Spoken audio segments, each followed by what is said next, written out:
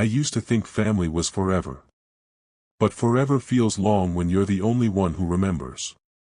It was an ordinary Saturday in Denver, cold, quiet, colorless. I had just finished folding laundry at the self-service laundromat down the street when my phone buzzed. I almost ignored it. But then I saw the name, Grace. My cousin. She hadn't messaged me directly in over a year. Probably still hadn't. It was a group story, one of those close friends only posts. I clicked out of habit. And there it was. A long dinner table. White tablecloth. Clinking glasses. Candles glowing. My family, smiling, laughing, huddled together in warmth and celebration. A family reunion. Everyone was there. Except me. They didn't forget. That would have hurt less. No, forgetting would mean they tried and failed. This was worse. This was intentional. Calculated silence. A collective decision. Let's not tell Eli. Growing up, I was always called the quiet one. While my brothers wrestled in the yard and my cousins played pranks, I stayed inside, reading library books.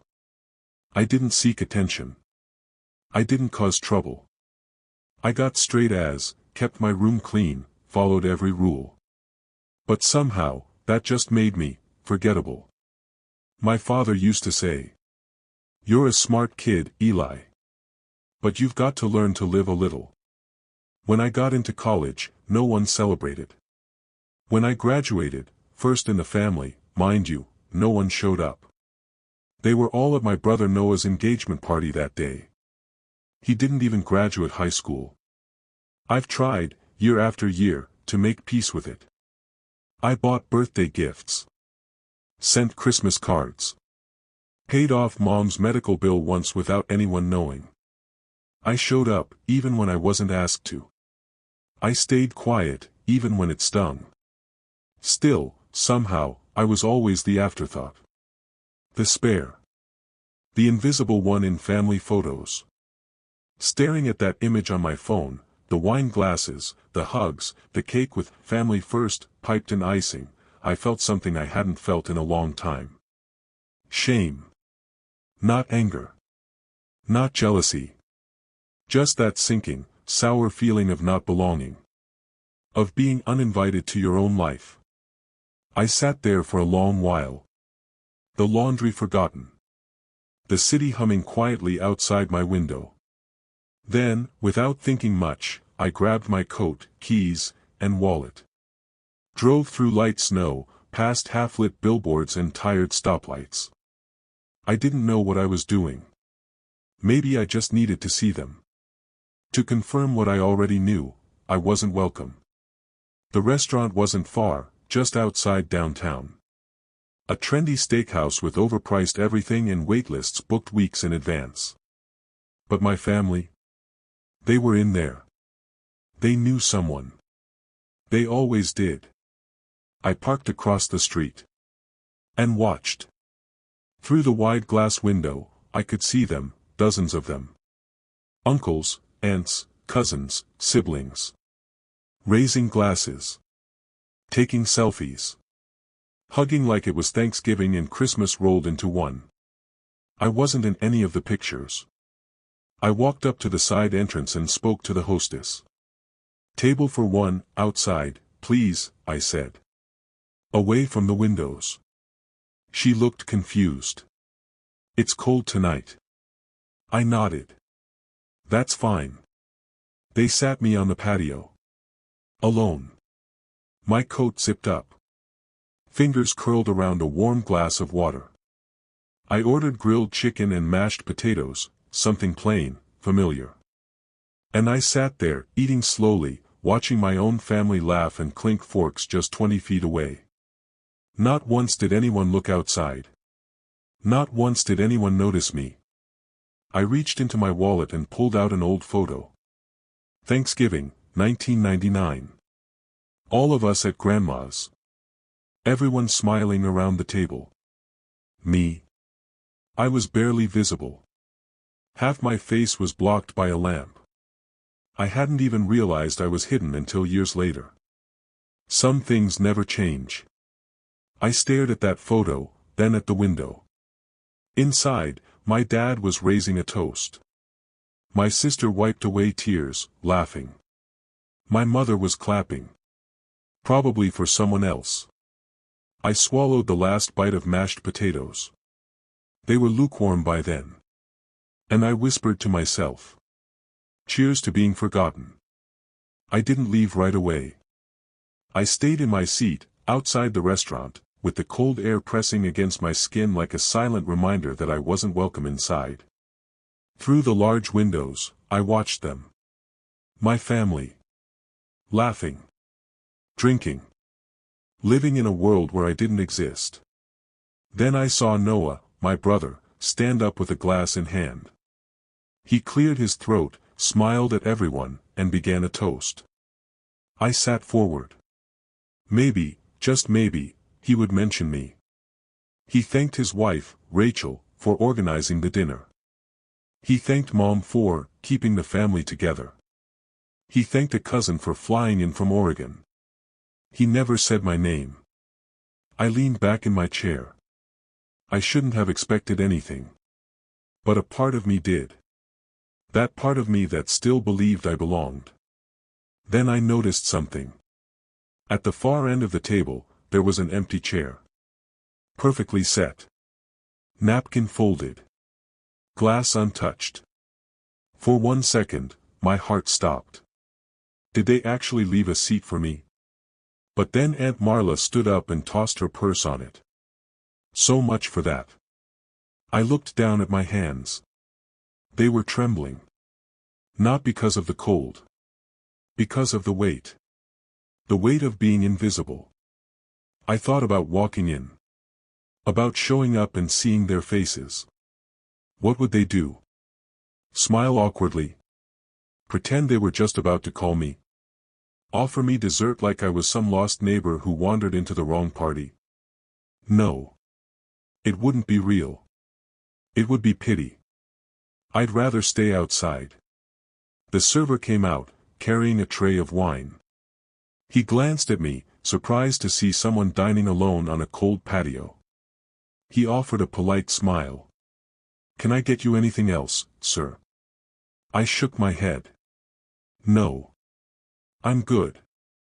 Inside, they were toasting again. Someone must have cracked a joke. I could see my dad laughing loudly. Head tilted back, mouth wide open, like he didn't have a care in the world. I used to think that laugh meant joy. Now I know it means forgetfulness. I remembered something suddenly. A moment from years ago. At Grandpa's funeral. I cried during the eulogy. I was 15. Afterward, my dad pulled my younger cousin aside. Pointed at me. Said, "Don't be like Eli. Real men don't cry." I cried in my room that night. Door shut. Lights off. No one saw. Just like always. My phone vibrated on the table. I looked down. It was another post in the family group chat. The one I was never added to. The caption read, "So much love in one room tonight, 2 hearts." I stared at those words for a long time. Then I looked around. At the empty patio. The untouched food. The shadows dancing in the frost on the window. So much love. Sure. Just not for me. Eventually, I stood up. Not because I wanted to leave. Because I couldn't stay any longer. Before walking away, I looked through the glass one last time. My mom was hugging Rachel. My father was showing someone a video on his phone. No one looked outside. No one saw me. No one ever does. I had just stepped off the patio when I heard footsteps behind me. They were quick. Purposeful. "Sir." "Excuse me, sir." I turned around. It was the waiter, the same young man who had served me earlier. He held a small slip of paper in his hand. You forgot your copy, he said gently, offering it out to me. I looked at the receipt. Then back at him. For a second, I was confused. Then I remembered. I took the paper. Nodded once. Said thank you. And walked toward my car. But that moment, those 5 seconds, shattered everything inside me. Because that receipt wasn't for my grilled chicken. It was for the entire banquet. The champagne. The steaks. The dessert cart. All of it. 2 weeks earlier, I had called the restaurant. Asked to prepay a private event. I gave them my card information. Said it was for a family dinner. A surprise gift. I told them not to mention it to anyone. I had hoped, deep down, that paying for the whole thing might mean something. Not a reward. Not a thank you. Just a moment. A moment where someone might remember I existed. Instead, they raised their glasses to each other. Called it a night full of love. Posted group photos online. Smiling. Toasting. Celebrating a togetherness that never included me. And I had paid for it. Every glass of wine. Every laugh. Every bite of steak. I sat in my car for a long time, receipt in my lap. I stared at the total. $684.50. A week's worth of groceries. 2 months of gas. Part of my rent. Gone. Spent on people who couldn't spare a seat. My fingers curled around the paper, crumpling it slowly. Not in anger. Not even in regret. Just resignation. I whispered to myself. That's the price of love, I guess. Then I laughed. It came out strange. Bitter. Hollow. It echoed in the empty car like someone else's voice. You know what hurts the most? Not the money. Not the silence. It's that they'll never know. They'll never know that the meal they raved about came from me. That the warmth they shared was funded by someone left in the cold. That while they toasted to the ones who matter, the one who paid for it was sitting alone, watching from the outside. The receipt fluttered from my lap to the floorboard. I didn't pick it up. I started the engine. And drove home through the quiet streets of Denver, headlights painting soft lines across the snow. It was strange. To give everything. And be nothing. When I got home that night, I didn't turn on the lights. I sat in the dark, coat still on, keys still in my hand. The silence was deafening. My apartment was small. Just enough space for a life that didn't take up much room. A twin bed. A 2-seater couch. 1 pan, 1 plate. No one had ever been here. Not family. Not friends. No one ever asked. I reached into my coat pocket and pulled out the receipt again. It was slightly damp now. Wrinkled. Creased. Still readable. $684.50. I laid it on the kitchen table. The same table where I once ate Thanksgiving dinner alone. Microwaved stuffing. Grocery store turkey. I remembered that year clearly. It was the year Mom said they just wanted to keep it small. But later I saw the photos online. It wasn't small. Just exclusive. I was always excluded. But never distant. Always the first to show up when someone was in trouble. Always the first to say, it's okay, when they forgot again. When Noah's wife had her miscarriage, he didn't want to talk to anyone. I drove 3 hours to leave a note and a meal on his porch. He never responded. When Mom's medical bill came after her second surgery, she was panicked. Dad didn't have enough saved. Neither did my siblings. I drained my savings and sent it anonymously. I still remember her saying, some angel must be watching over me. I was that angel. And I never got invited to Christmas that year. There was a time when I told myself that love meant sacrifice.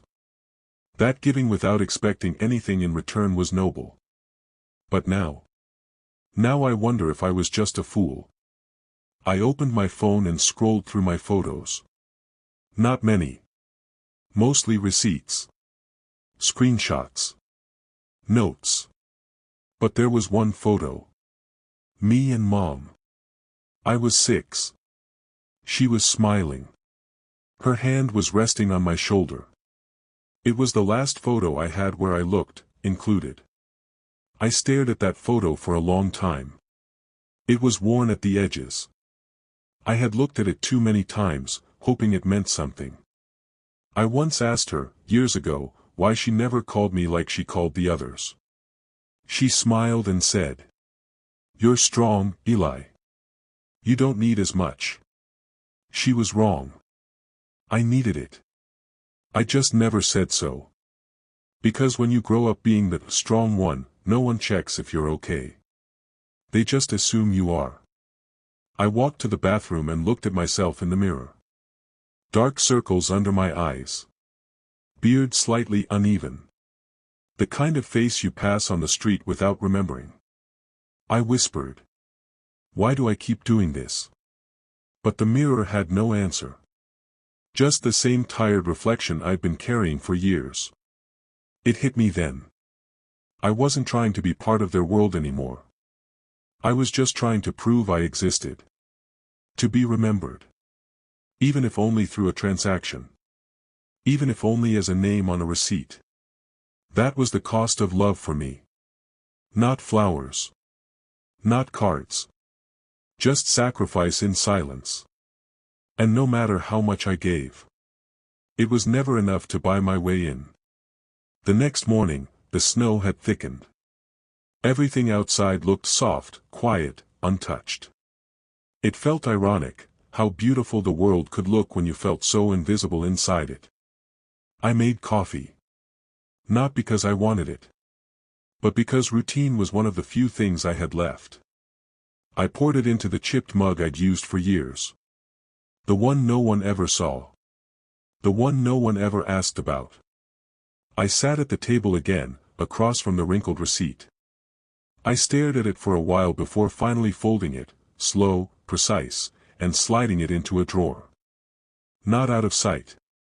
Just out of reach. Like most of my life. Around noon, my phone buzzed. A message. From my sister. "Hey, just saw the group photo. Didn't even realize you weren't there. Hope you're doing okay. Red heart." I stared at it. 3 sentences. No question. No apology. Just a soft tap on the surface of a deep wound. I didn't reply. I didn't need to anymore. Later that evening, I went to the grocery store. Picked up a few things, nothing fancy. Some chicken. Bread. Wine. A small cake that said, "Celebrate you," in shaky blue frosting. At checkout, the cashier smiled. "Birthday?" I hesitated, then said, "Something like that." When I got home, I set the table. Not the counter. The table. I laid out a single place setting. Cloth napkin. Fork. Knife. Wine glass. The whole thing. And next to the plate, I placed the old photo of Mom and me. The one from when I was 6. The last time I remembered being someone's favorite. Then I sat down. Alone. And I ate. No one knocked. No one called. No surprise visitors.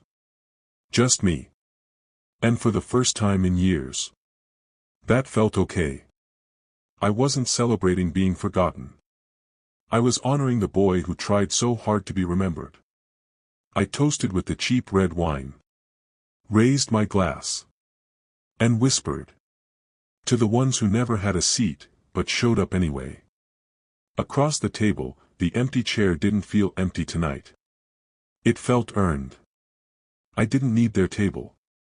I'd finally built my own.